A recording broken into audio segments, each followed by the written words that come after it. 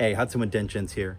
Wanted to explain to you a little bit, whenever we factor in pricing to repair your damage, we base everything on inches of damage and factors, but also what is required to get to your dent. So I just want to show you an example of a job I'm doing today. Check this out. So I have to fix all this damage on this front fender here.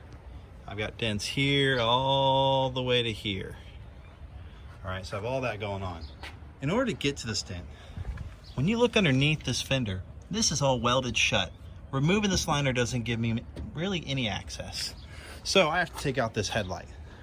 In order to take out the headlight on this model, you have to remove this entire plastic trim piece up here, and I have to remove the front grille in order to just take that headlight out.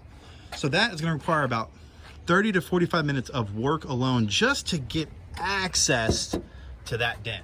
So check out this time lapse of what we have to do just to get access to that dent.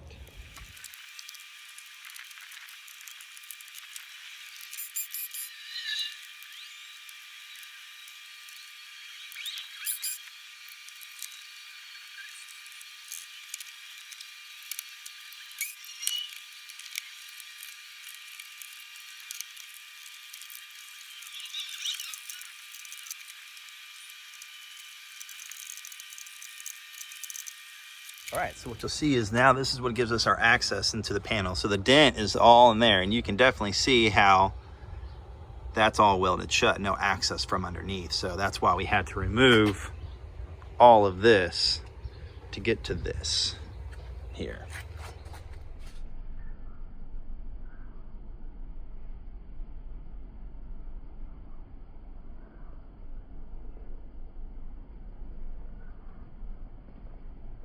Here we go. Everything back together like it never happened. There was over 2 feet of damage in this. Back to new.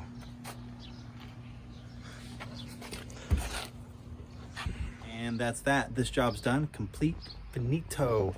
We're packing up, head on to the next job. But now, hopefully, with this video, you better understand kind of sometimes why we had to ask so many questions during the estimate process, because I had to remove this entire front end in order to get to a dent on that front fender. So thanks for watching. Hopefully you learned something, educated yourself a little bit more, and can understand a little bit more about the dent removal process and how we can better serve you, the customer. Thanks for watching.